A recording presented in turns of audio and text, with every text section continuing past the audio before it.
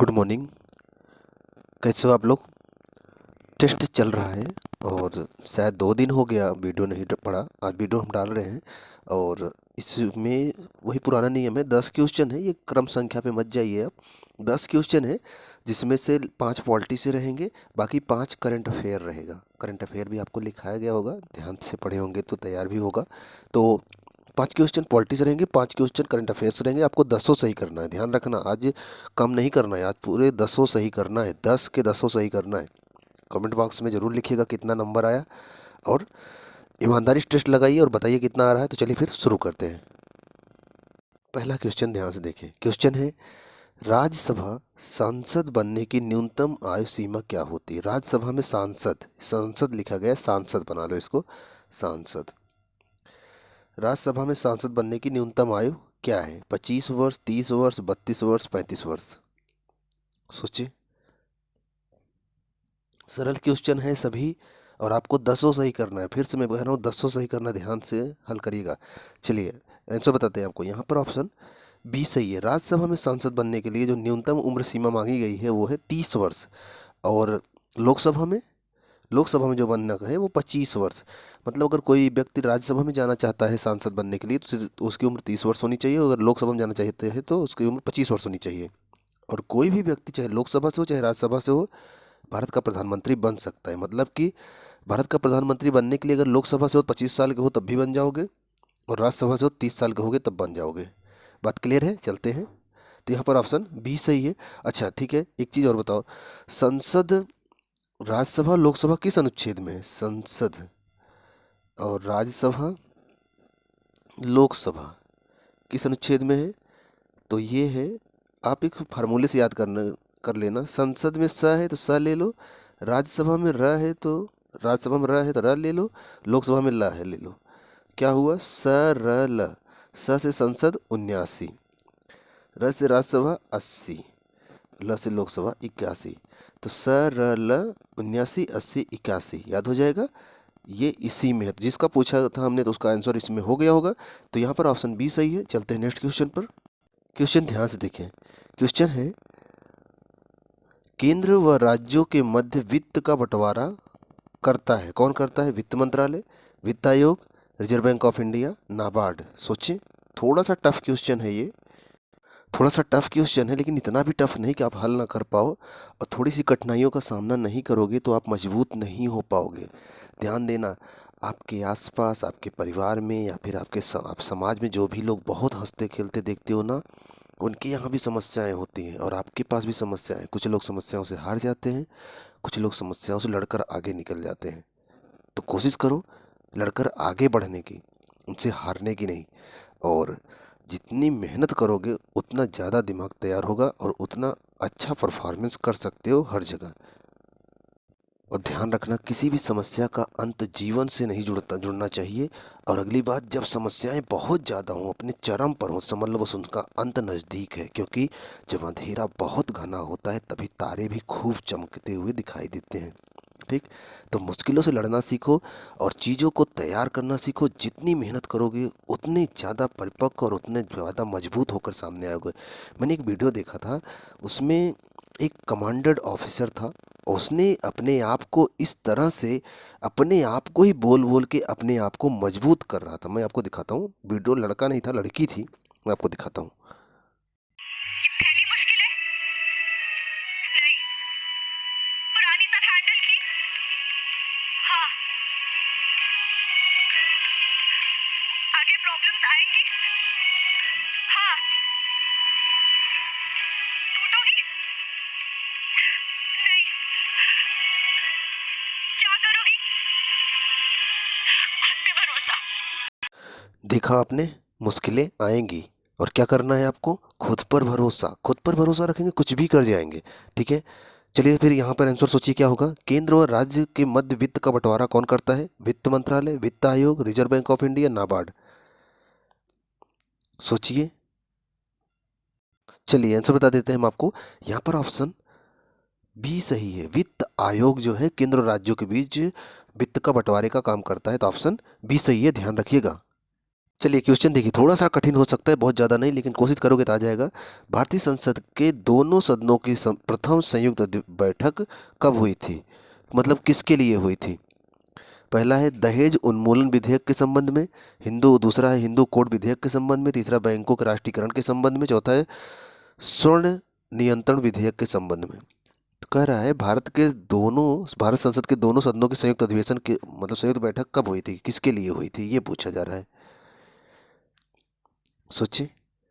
चलिए आंसर बताते हैं आपको। यहाँ पर ऑप्शन पहला ही सही है, दहेज उन्मूलन के लिए बातें चल रही थी, तो उसके लिए संयुक्त अधिवेशन। देखो संयुक्त अधिवेशन क्या होता है, कोई कानून बनाना होता है, तो उसका एक प्रोसीजर ये है कि उसे लोकसभा से पास करा लो, राज्यसभा से पास करा लो, राष्ट्रपति साहब साइन कर दे, कानून बन जाता है। लेकिन यहाँ पास करने के लिए यहाँ बात होती है, बातें होती हैं, उस पर चर्चा होती है। तो कभी ये सहमत हो गए, ये नहीं होते, कभी ये हो गए तो ये नहीं होते, मतलब लोकसभा हो गया तो राज्यसभा नहीं होता, राज्यसभा हो गया तो लोकसभा नहीं होता। तो ऐसे में क्या होता है, संविधान के अनुच्छेद 108 के तहत प्रावधान किया गया है कि आप उन्हें संयुक्त अधिवेशन बुला लो, मतलब एक साथ बुला के बैठा के बात कर लो। ठीक। बुलाता कौन है, राष्ट्रपति बुलाता है। अध्यक्षता कौन करता है, लोकसभा अध्यक्ष करता है। ये तमाम चीज़ें मैं बता दिया हूँ। तो पहली बार जो बुलाया गया था वो दहेज के लिए कानून बनाया जा रहा था, उसके लिए बुलाया गया था। अब आपको आंसर ये बताना है कमेंट बॉक्स में कि ये पहली बार अधिवेशन कब बुलाया गया था, सन आपको बताना है। ठीक है, सारी चीज़ें मैं बता दिया हूँ, 2 अनुच्छेद बता दिया हूँ, और ये और किस अनुच्छेद में है, कौन बुलाता है, कौन अध्यक्षता करता है, तमाम चीज़ें। बस आपको ये बताना है कि यह किस सन में ये बुलाया गया था, मतलब किस सन में दहेज विधेयक के लिए बुलाया गया था। तो ऑप्शन यहाँ पर ए सही था। चलते हैं नेक्स्ट क्वेश्चन पर। क्वेश्चन देखिए, कई बार बताया है मैं आपको, गलत नहीं होना चाहिए। राज्य की संचित निधि का संचालन किया जाता है राज्य के वित्त मंत्री द्वारा, राज्य के मुख्यमंत्री द्वारा, राज्य के राज्यपाल द्वारा, इनमें से कोई नहीं। राज्य संचित निधि का संचालन किसके द्वारा किया जाता है? चलिए आंसर बताते हैं आपको। यहाँ पर ऑप्शन सी सही है, राज्यपाल के द्वारा, केंद्र का राष्ट्रपति के द्वारा। लेकिन पैसा निकलेगा केंद्र में संसद के अनुमोदन से, राज्य में विधानसभा के अनुमोदन से। लेकिन संचालन कौन करता है? केंद्र में राष्ट्रपति करता है और राज्यों में राज्यपाल करते हैं। ध्यान रखिएगा, ऑप्शन सी सही है। जो काम केंद्र में राष्ट्रपति करते हैं वैसे ही काम राज्यों में राज्यपाल करते हैं। जैसे केंद्र में राष्ट्रपति साइन कर दे तो केंद्र का कानून बन जाता है, वैसे राज्य में कानून बनाना हो तो राज्यपाल का साइन जरूरी है। ठीक, ऑप्शन सी सही। चलते हैं नेक्स्ट क्वेश्चन पर। चलिए आज का पॉलिटी का लास्ट क्वेश्चन देखिए, क्योंकि बाकी 5 क्वेश्चन करंट अफेयर से रहेंगे। पंचायती राज की अनुशंसा किसने की थी?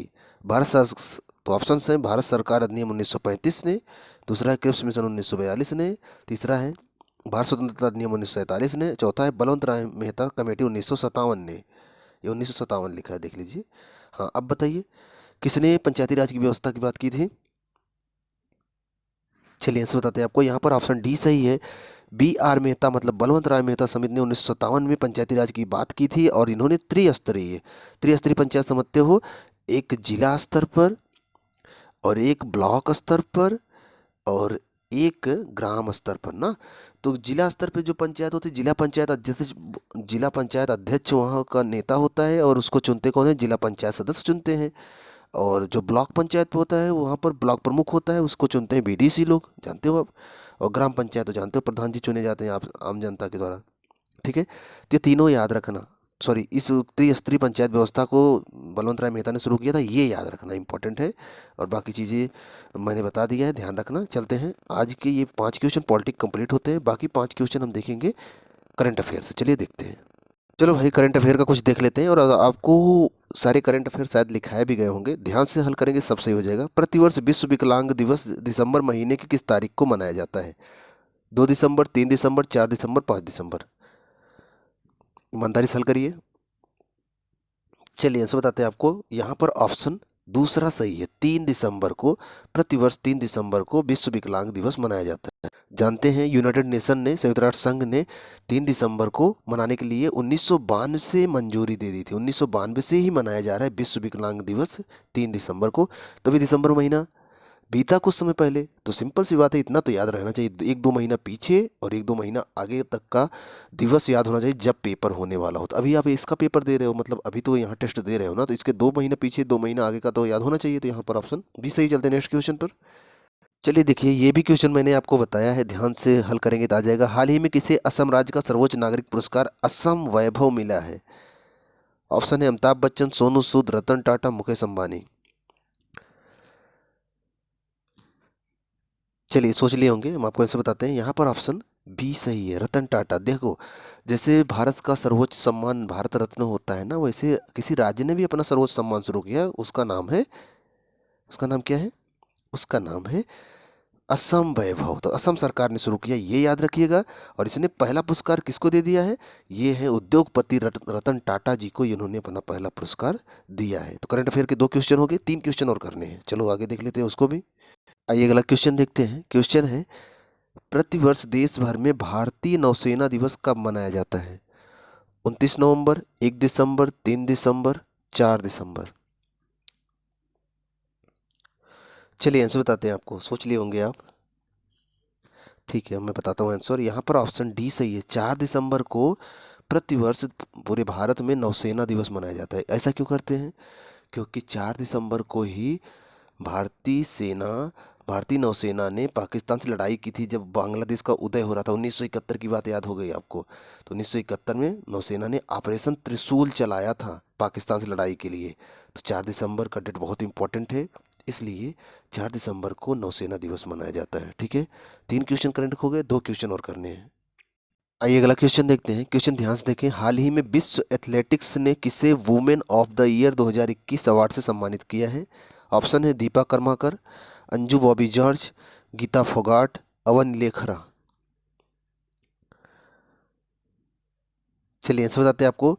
विश्व एथलेटिक्स ने अंजू बॉबी जॉर्ज, जो कि एथलेटिक खिलाड़ी हैं, इनको वुमेन ऑफ द ईयर 2021 के पुरस्कार से सम्मानित किया गया है। बहुत इंपॉर्टेंट है, याद रखना। ऑप्शन बी सही है। आशा करते हैं आप भी सही किए होंगे। चलिए आज का लास्ट क्वेश्चन देखते हैं। और ये भी बताया गया आपको, गलत नहीं होना चाहिए। कौन व्यक्ति हाल ही में राष्ट्रीय रक्षा कॉलेज एनडीसी के 34वें कमांडेंट बने हैं? दिलीप कुमार चौधरी, मनोज कुमार माघो, आकाश कुमार ओझा, राजकुमार सिन्हा। बताइए कौन बने हैं? चलिए आंसर बताते हैं आपको। यहाँ पर ऑप्शन बी सही है, मनोज कुमार वाघे एनडीसी राष्ट्रीय रक्षा कॉलेज के 34वें कमांडेंट बन गए हैं। और ये थोड़ा इंपॉर्टेंट भी है, ध्यान रखिएगा। तो ये 5 क्वेश्चन करंट अफेयर के हुए, पीछे के 5 क्वेश्चन पॉलिटी से थे। और आपने कितना सही किया है कमेंट बॉक्स में ज़रूर बताइएगा। और अगर चैनल पे पहली बार आए, चैनल को ज़रूर सब्सक्राइब कर लीजिएगा। मिलते हैं आपसे नेक्स्ट वीडियो में, तब तक आप पढ़ते रहिएगा। वीडियो कैसा लगा ज़रूर बताइएगा। और जो चीज़ें मैंने समझाया है ध्यान रखिएगा। कठिनाइयों से डरना नहीं है, कठिनाइयों से डट कर लड़ना है। जितना ज़्यादा मेहनत करेंगे, उतना ज़्यादा एनर्जीफुल और उतना ज़्यादा जानकार, उतने ताकतवर इंसान के रूप में उभर के सामने आएंगे। ठीक है, अगर कमज़ोर बन गए, नहीं लड़े और अपने आप को कमज़ोर साबित करके हट गए, फिर ज़िंदगी भर मजबूत नहीं हो पाएंगे। ध्यान रखिए, मेहनत करिए, पढ़िए। मिलते हैं नेक्स्ट वीडियो में।